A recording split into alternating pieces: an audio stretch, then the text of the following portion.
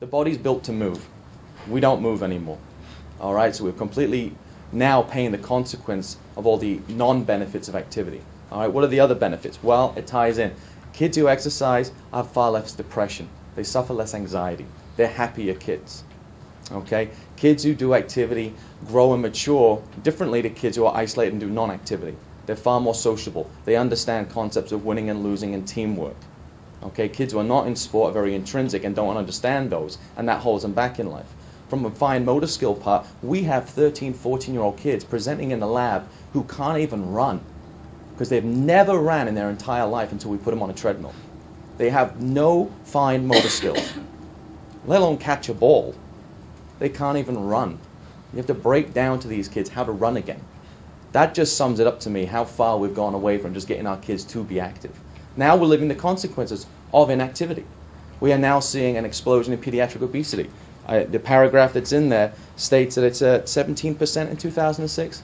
Well, in 2009, from 12 to 17-year-olds, it's 31% in New Jersey. Wow.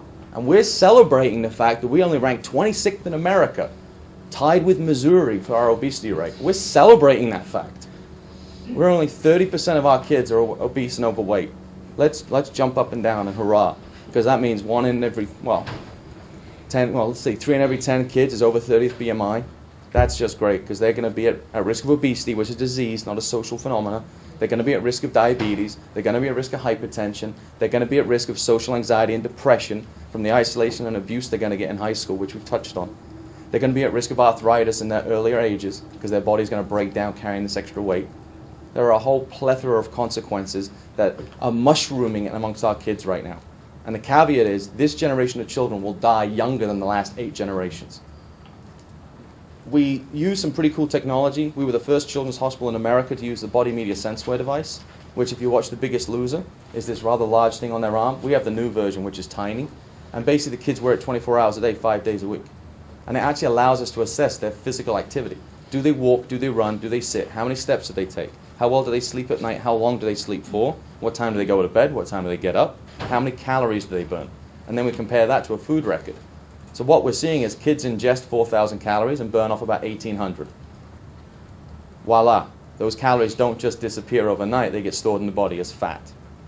So now, using some new technology called bioimpedance, we can assess their body fat percentages. The highest so far, 67%. In a child is fat in their body. Over half their total weight is yellow subcutaneous fat. That will kill them, as well as put them at risk of all those diseases we've talked about. Now our goal is to start melting that fat away. We tell them it's like lighting a candle. Exercise and proper nutrition will burn that fat away and allow you to live a healthier life. Kids-FIT goal is to have these children within healthy body fat ranges by the time they're 21. Because as it stands right now, 8 out of 10 adolescents who are overweight or obese will become overweight, obese adults. That's pretty scary that only 2 out of 10 are able to turn that trend around and make a healthier lifestyle for themselves. Okay? We see stroke rates becoming younger and younger. Cardiac risk factors plummeting down through the ages now.